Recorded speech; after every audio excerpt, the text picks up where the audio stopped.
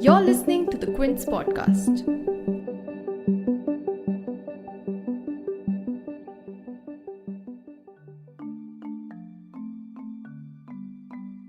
The Indo-China border tensions show no signs of ebbing even months after the military standoff at the Galwan Valley began in June this year. The diplomatic dialogues and consensus reached between the countries to de-escalate Indian and Chinese troops' engagement at the LAC seem to be stuck in a stalemate as the action moves from the northern bank of Pangong Tso, which is a lake between Tibet and India, to the southern bank near the Reqin La Pass. The recent commander-level talks also appear to have been inconclusive as New Delhi and Beijing continue to be involved in a sharp exchange of accusations about who violated what after the Indian forces claim to have occupied certain areas near the southern bank. And this happened on the intervening night of 29th and 30th August in what the Indian Army described as a quote-unquote pre-emptive action when they saw PLA troops try to occupy the area. The Pangong sector has been a particularly contentious area since the PLA trespassed across the LAC in May, and reports say that currently Indian troops remain on alert at the Chushul sector in Ladakh to thwart any instance of Chinese aggression. But what are the diplomatic repercussions of this flare-up? Without a breakthrough in de-escalation talks, what lies ahead for the troops, especially since the harsh Himalayan winter is approaching? You're tuned in to The Big Story, the podcast where we dissect the headline-making news for you. And I'm your host, Shalpuri. So let's start with a recap of what's been happening at the LAC since the last few days. Even as India and China have held multi-level talks to diffuse tensions at the border, as per reports in early August, China has been blatantly fortifying its infrastructure at the LAC. More troops, more tents, more patrol posts, more bunkers. And in response to this aggressive posturing, India has also deployed some armoury of its own, such as T-90 tanks, light attack helicopters, etc. And on 31st August, the Indian Army issued a statement saying that they also, quote-unquote, thwarted Chinese intentions to unilaterally change facts on ground. Reporting from Leh, this is independent journalist Aditya Raj Kaul telling us about the recent developments that took place at the line of actual control. Since the last 2 to 3 days, there have been massive troop build-up and also developments at the line of actual control, very close to Chushul, in the southern banks and the tip of the Pangong Lake area, which is strategically important both for India and China, because China has already occupied the northern tip area, several heights out there, and now China wanted to also occupy the southern tip areas, which according to them is a disputed territory. But 3 days ago, on the night of 29th and 30th August, Indian intelligence agencies observed troop movement and also tank movement in the area and immediately swung into action. From New Delhi Army headquarters and also the chief of the national security apparatus gave orders to a specialized unit of the Indian Army to immediately seek all action and immediately swung into action and also took over the Blacktop area and the crucial heights on the southern tip and the southern bank of the Pangong Lake area. This has jostled China. This has been an unexpected move for Beijing, for which it wasn't actually prepared. And that's why since then there have been brigade commander level meetings. And not just that, on the night of 31st of August, China yet again tried to intrude and transgress in that particular area, but that move has been also thwarted by the Indian Army and the security forces in the area very close to the line of actual control. Now, while the negotiations are on between India and China at the brigade commander level, China is certainly in no mood to negotiate or build some kind of a consensus. But there are conflicting reports from this episode. Although officially the Indian Army denied any contact between the troops at the southern bank, some other reports describe the incident as quote-unquote clashes or quote-unquote skirmishes between the Indian Army and the PLA. However, it has been established that both the troops are still engaged in an eyeball-to-eyeball position. Now, Pangong Tso is obviously a disputed territory with the LAC cutting right through the lake.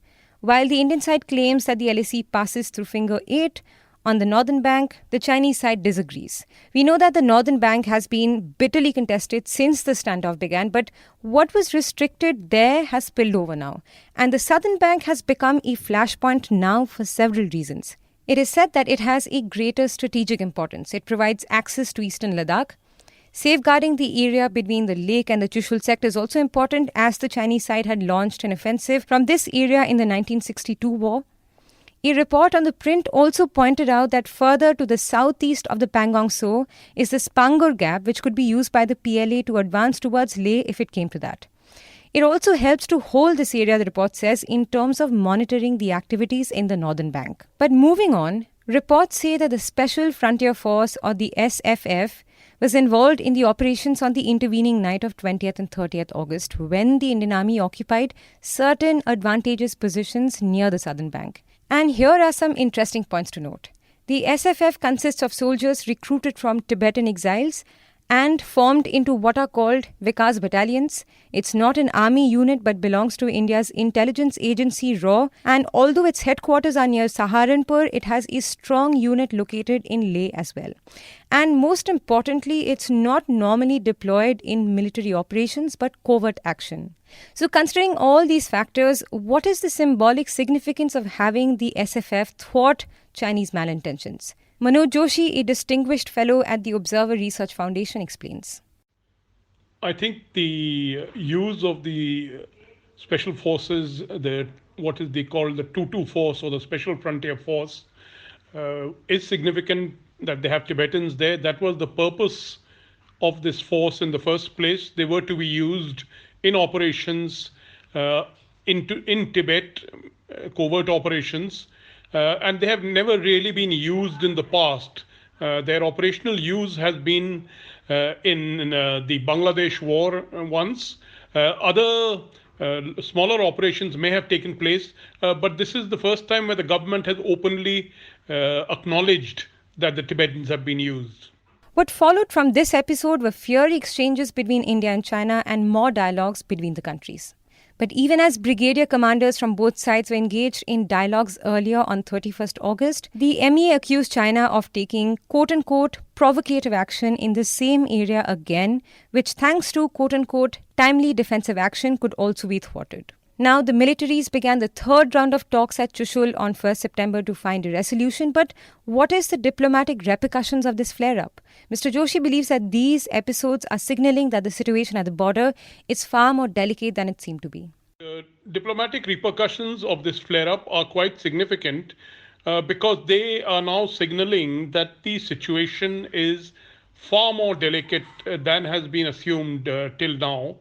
And the fact that it is spreading geographically from the north bank of the Pangong Tso. The action has gone down to the south of Pangong Tso, where there never used to be a problem earlier. So I think that the Sino-Indian diplomatic process is under great strain, because they are, at one hand, they say that they are discussing de-escalation and disengagement, but nothing really seems to be happening in the problem areas. With the onset of the Himalayan winter only a month away, both sides of the army have much more to plan now before it snows, if the tensions don't diffuse anytime soon. And that includes arranging for adequate ration to deal with the 6 months of winter, the right kind of gear, the appropriate military transportation.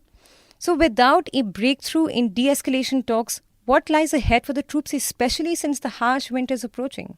And back to Mr. Joshi here. Well, without a breakthrough, it means that this is a live border, meaning the LAC till now maintaining peace there was a consequence of the various agreements, the procedures, etc., as well as mutual trust, in the sense that we knew where there were conflicting claims and we knew how to work around them. Now everything is up in the air, and the result is that either side can make moves along the LAC, and so both sides must be prepared for some kind of... So this is a situation of great uncertainty, I would say, and has the potential of escalating.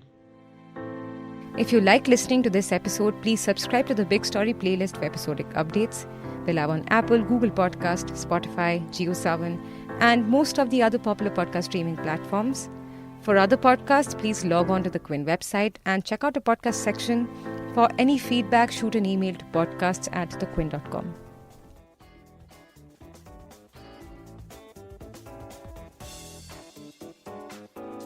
Thanks for listening. Log on to the Quint's website and check out our other podcasts.